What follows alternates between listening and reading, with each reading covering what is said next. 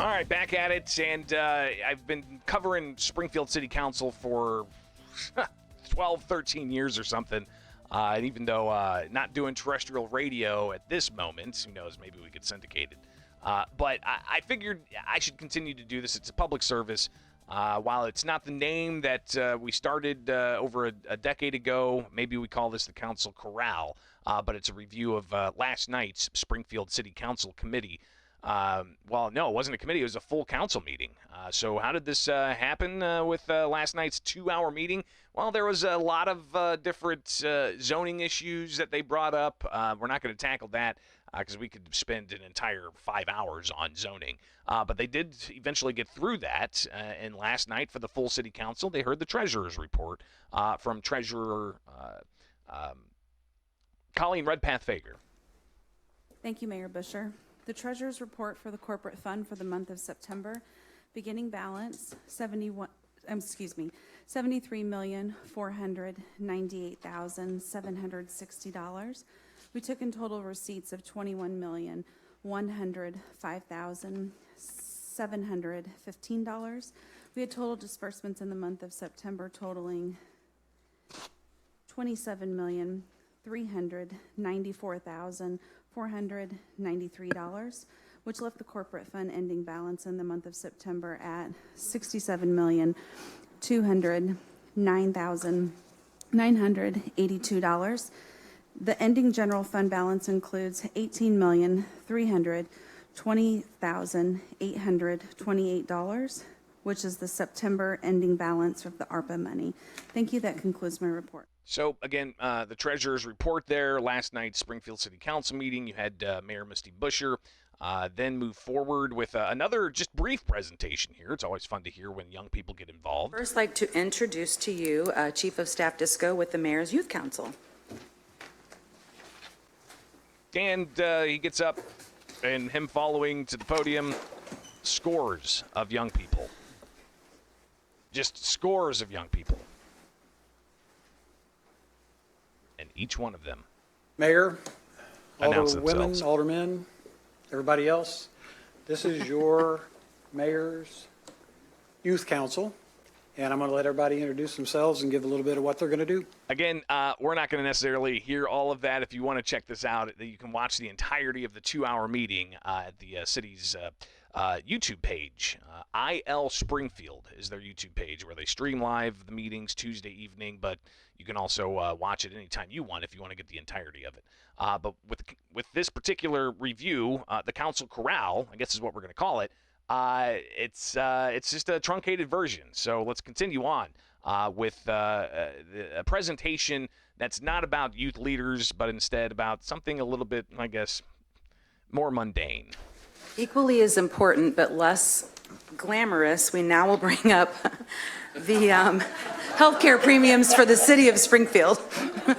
We're going to have some presentations on healthcare premiums. Not near as exciting as meeting our youth council, but it's needed to be done. So you'll have Director Baker here to explain to you what we're doing this evening. So Director Baker gets up to the podium and talks about what exactly happened here. And if you recall, a few weeks ago, they had several ordinances come up for healthcare concerning city employees in Springfield. And Alderman Hanauer, he moved to put that back in committee, because there were substantial questions. Anytime you're impacting city employees, there's a lot of people who come out, and they make sure that they get their voice heard. So the Director of Human Resources there to talk about what they have in place and what is being proposed for the City Council to approve. We have 2 ordinances that were introduced concerning insurance premiums. There was one for active union employees that had a 1% premium increase and an increased deductible and out-of-pocket maximum. And the other was for active non-union employees and retirees. For the active non-union employees, there was a 1% increase in premiums and an increase in deductible and out-of-pocket for the POS. And then for retirees, there was a 3% premium increase and an increase in the deductible and out-of-pocket maximum. So the director goes on to talk about how there's also an incentive to get some of the participants to move and change plans that are a higher deductible, but they could offset some of those costs. To further incent participation, the city funds health saving plans for active employees. So HSAs, or health saving plan accounts, are a lot like flexible spending accounts, but they allow for the city to contribute, and they have much more generous rollover capabilities. So those health savings accounts, could that be enough to entice people to sign up with this new plan that might have a higher deductible and therefore maybe a lower taxpayer cost? Let's face it, I mean, taxpayers are paying for the health insurance of city employees, just as city employees are the ones that are also putting into their health insurance policy. But the concerns that have been raised, the director of HR lays those out for the city last night. And one of the concerns that we've heard from retirees is that they are not eligible for this health saving account city contribution. And they're right, they're not. But OBM Director Ramona Metzger came up with a very creative option, and that was that we would look at reducing the premiums for the high deductible account by the same amount that we are contributing in the HSA for active employees, which would reduce that premium cost. So again, an incentive that they offered up, sharing some concerns that were raised, but you also had a member of the labor committee there to address some of what their understanding is of this. Hello, everyone. I'm Mike Allwood, the labor co-chair of the Joint Labor Management Committee, but just for the record, we're not allowed, because of the previous lawsuit, to oversee this directly. But since we are the subject matter experts for these plans, we always try to help you guys in the administration. Anytime you want us to help, and we're always happy to do that. So Mike's there to address some of the questions, but he did share some of the concerns that he's hearing from members who would be impacted by this. It is a bait and switch. You guys are getting me to get there. Then when I walk out the door, I lose that. So that's been one of the biggest obstacles I've had in convincing people to switch over. They're like, the disparity between the premiums of the two plans doesn't reflect the difference in the coverage levels, and they're not wrong. That's also correct. So Mike talked about the concerns that he's hearing from members and how that needs to be addressed, but he also did talk about how the incentive of this healthcare savings account could be enough incentive to get people to go to a higher deductible plan. Long story short, they talked about this for like 40 minutes. All right, so they definitely, if you want to get even more into the weeds, taxpayers, you're paying for part of this. City employees in the city of Springfield, you're paying for part of this. So it's important, if you want the details, talk to your representatives, talk to your council people, and that really seemed to be the crux of at least what Alder people last night wanted to make sure that was clear, was getting the right information into the hands of who needs it. Are retiring. So, long story short is that we just got to do our best for them. And I think education's the key to this. I think that what you're doing by going around and talking to the groups helps a whole bunch. I wish to continue that and we got to find a way to make it even a better way for them to be informed of the benefits of this, because let's get down to it. People are afraid of this. They're afraid if I get off, I'm going to be stuck. Change is always scary, especially when dealing with public benefits and benefits for those employees, health benefits and retirement benefits, and what's it going to be out of pocket cost and so on. Alderman Donilon, he as well raised some questions about just getting the right information out to where it needs to go. I mean, what you said absolutely makes sense. Again, but and I'm not an HR specialist, but I would have difficulty explaining it to others. So if you're willing, and I know you've given us years and years of your time, you're willing to work with our departments, I know we got some smart heads there as well, to put some things together on these two fronts, I think we'll be in better shape in the end. So we'll be watching that. Obviously, that's still in committee. It does resurface a little bit later on, so be on the lookout. Next up, you've got an ordinance that is up for consideration, adding to a contract for tree trimming service, a total of $10.5 million. So they're adding more to this to go around and trim the trees for city water, light, and power. Obviously, there's some important questions there that older people have. Tree trimming is something that we get a lot of complaints about with the manner that it's done in, that people don't have enough notification prior to when their trees are being trimmed, and understanding the process. So I'm going to kind of carry over Alderman Donovan's suggestion that we have some sort of an FAQ that goes along with, and I don't know if it needs to be done in conjunction with ASFLUN, I can't say their name right, but, more information to people about, what the schedule is for tree trimming. If we could have a schedule that's posted and made available, so. It's on our there? website. So we need to have that be made more available, because I don't find it easily, and I have frustrations with websites sometimes, but. I'll tell you, Megan and I, when we were home Monday, because we both took Monday off, we heard some buzzing, and we look out the window, and we don't live in Springfield. We live in South Sangamon County, but we look out the window, and there's a tree trimming service right outside. And we're like, wait, are they trimming? They're like chopping up. What's going on? Well, it was a tree trimming contractor, apparently, paid by the utility, and they were trimming around the power lines. All right, we didn't get any notification, but we figured that was what was going on, and they cleaned it up, and it wasn't a problem. But Alderwoman Conley says sometimes that's not always the case, and there's concerns about that. Just get this information out, because I hear all the time from people, not all the time, but it's a fairly regular basis. Someone came into my yard yesterday, they cut down half of my tree and left a pile sitting here. What's going on? And I'm like, okay, that sounds like our tree trimming for the power lines. We're protecting the lines. This is important. Why is this stuff still in my yard? Yes, they're going to come back for it. But, it's that constant concern about how people understand what's going on with the tree trimming. And wanting some more clarity on that, and just make sure that it's clear and out in the open that's what's going on. But Connolly had some more questions for a couple of the officials that were there from City Water, Light, and Power. We trim about 5 miles of line a year. We have a pretty good idea how many days they're going to work. And if you take an estimate and compare them all, that's how we come up with locating. And how long have we been doing time and materials? Ooh, that's a good question. This is probably the third or fourth contract that's been T&M. Okay, thank you. So, the timing and the materials and then all of that's an hourly basis, so that's how they're putting that together.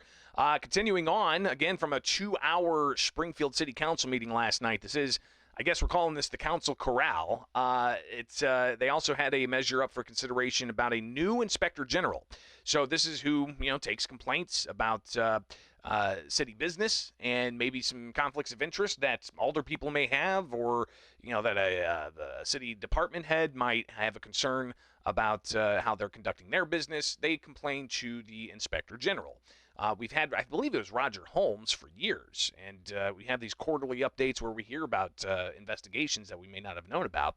But apparently the old inspector general retiring, and now it's time for a new one. Jason Brokaw was there to take any questions he may have, but also to share some of the support he's got from other municipal leaders in the area. An ordinance appointing Jason Brokaw as Inspector General for the City of Springfield. The chair will entertain a motion to place agenda number 2023-467 on final passage. So moved. Second. We have a motion and a second. We're open for discussion, and I know Mr. Brokaw is here, so he will come up, and then we have another. So again, Mr. Brokaw was there, and here he is talking about his resume for last night's Springfield City Council meeting. Opportunity to serve. I was formerly in the Office of Corporation Counsel before entering private practice, and since then I have concentrated my efforts in the law in units of local government, municipalities, county work, so I feel I'm well suited to serve and look forward to doing that upon appointment. And then there's someone next to you that's wanting to speak on your I have, behalf. yeah, I have with me in support one of my clients, Mayor Lopez from the Village of Jerome. If he wants to say something, I'll let him, but he's just here. I was here to support him, didn't know I was going to call up, but I've known Jason since 2014, the year after I took office in 13. Been very valuable to our office, to our building, to our village, and also has a lot of contacts within this building. And he's a great asset to us and will be a great asset to the city, and I support his appointment, and he does keep me out of trouble in the village. So thank you, Mayor and the council, and thank you for all your work. And then you had Alderwoman Lakeisha Purchase. She spoke up and explained why she is going to be a present vote on this particular ordinance. Mayor, I just want to echo what Mayor Mike said. Jason will definitely be an asset, and he has represented me, so I will be present on my vote tonight. But I encourage everybody else to go yes. Any other aldermen or alderwomen have any? So again, Alderwoman Lakeisha Purchase there saying that she's voting present because she at one point was a client of Mr. Brokaw's. So he ultimately was approved. Purchase stepping out of that. Another measure up for consideration, it deals with ShotSpotter, which has a new name called Sound Thinking. Alderman Sean Gregory, he had questions just about making sure people understood what exactly is going on with ShotSpotter. In Springfield, they have it set up in certain communities. It's there to hear for any potential gunshots, to provide an initial investigation element for law enforcement to go investigate, but they have to re-up the contract. So they're looking at the services and how much it is, and Alderman Gregory sounding off on just some of the things he wants to make sure they highlight. Last week, I asked for this to be on debate because I wasn't totally sure what it all entailed, and Chief did a fabulous job, not only in conversation, but via email as well to all of us that we all received about it. And I do plan on voting for this, and all I would ask as Chief is if we could be sent some data on, I know you can't give your whole game plan, but if you can send us some data on how the previous time worked, and were we able to get in areas where we have a lot of shootings and crime and So a lot of that data, I would imagine, is going to be forthcoming, but Alderman Gregory shared just some more of his thoughts on all of this. Anytime we engage in a product like this, that does, continue on some of the stigmas of over-policing in our community. Now, I've definitely seen the benefits of ShotSpotter and some of those things, no doubt about it. However, we still have to be attentive to the community and their feelings and some of the things that do happen. So I do support this now, and I look forward to looking at some more information. Thank you. So again, Alderman Gregory saying he will support this. You have the police chief, Ken Scarlett, for the City of Springfield Police Department. He shared his thoughts. Look at that. I mean, it discusses specifically how this is designed to prevent over-policing in neighborhoods, and that's one of the reasons we went with this, is that it relies on data analytics and predictive policing methods. So a lot smarter people than I did wrote this, but I think it is a great project, and I would certainly echo what you said and agree with you.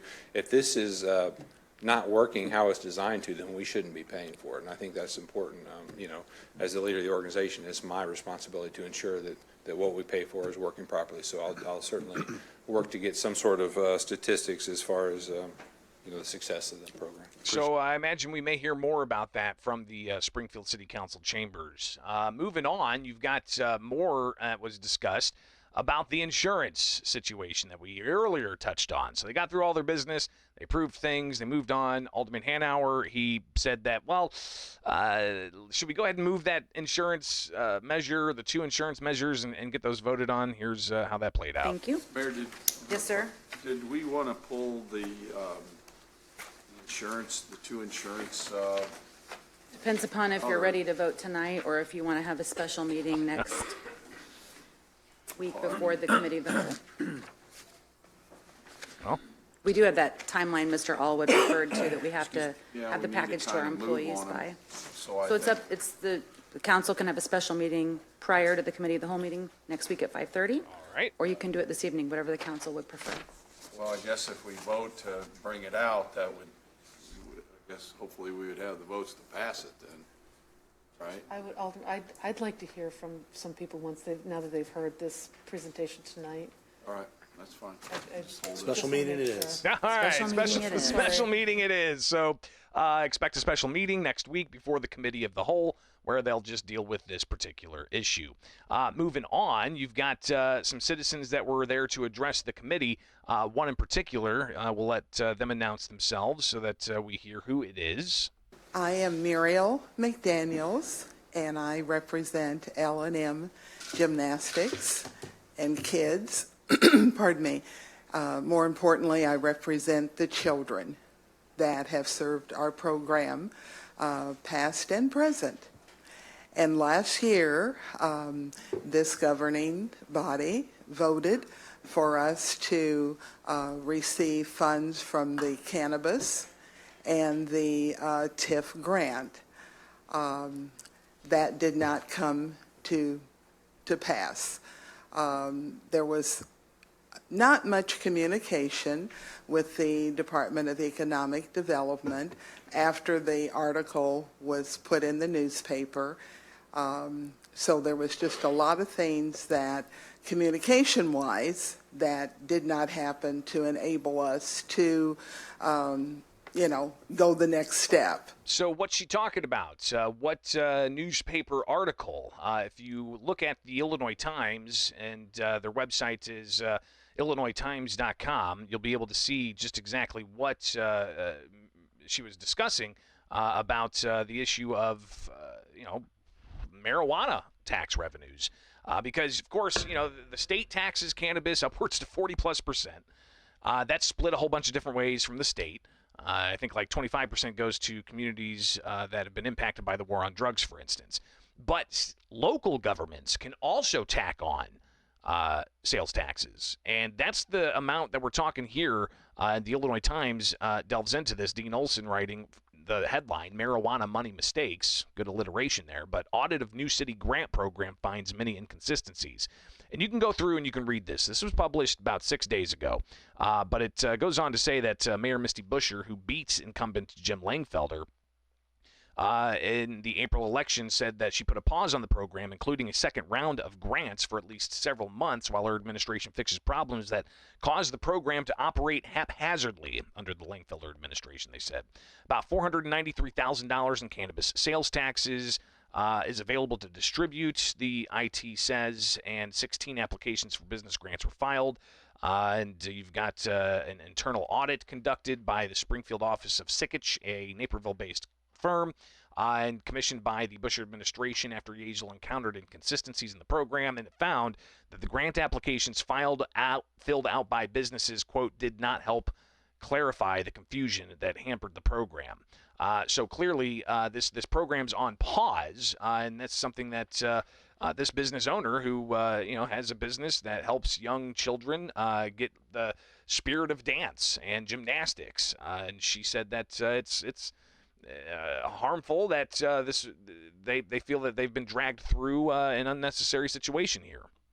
It's very, very frustrating to know that you need to have an upgrade, and that's why we did the application of the facility, as well as equipment to have things move forward. So she continued on to talk about one of the messages that she shares with her students about getting back up when you're knocked down. That's where we are. We've taught our children for many a year that sometimes you fall short of your goal. But when you get knocked down, you get back up. So I am standing in front of you as our representative saying, we're standing back up, and we're expecting a change of things to happen. So we're going to ask that you revisit that again, look at it seriously for the businesses. We were told this is primarily, this portion is for minority-owned small businesses on the east side of Springfield, and that's where we are and have been for quite a while. So this tax revenue, something that Alderman Sean Gregory had championed, and he had some thoughts about all of this as well during yesterday's council meeting. Here's the alderman. Really bothered by the audit is not that the past administration had some hang-ups, didn't get money out. Those things don't really bother me. What bothers me is that this audit was sent to 12 people. Our economic development director, us 10 up here, I'm sure the mayor, I'm sure Mr. Murdoch, so maybe more. But it went from us to review, to discuss, to leak out to some article that smeared people's businesses.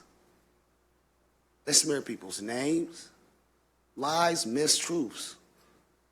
And that's what bothered me the most about this audit. Not the audit and not the improvements that our mayor will make on this program. It's that we, on some political mess, 22, 21 businesses, black-owned businesses, were smeared, some justly, some unjustly. And that's the problem that I have with this audit. So Alderman Gregory raising concerns with, I guess, the alderman not really discussing this publicly before it got out into the media.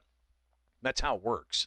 So media there, and kudos to the Illinois Times for getting this and investigating it and publishing it. And obviously it's an important story because those are tax dollars. You know, if you agree or disagree with how cannabis is being sold, these are tax dollars that should be going towards certain areas. But you've got Gregory saying that the goal is clear as to what this program really is all about. Generate taxes and do things for young people and things of that nature. So I just wanted to say that I support you in any way I can. I'll have the conversation. We'll put our minds together. I have some thoughts on some vacant buildings that may work out for you in the zone. But I encourage this administration to look at the ones who tried to do right. So we'll see what happens. Alderwoman Conley raising some questions as well. You just physically weren't in the very small space of the existing zone. And I think we've had some time. It might be time to consider expanding those boundaries.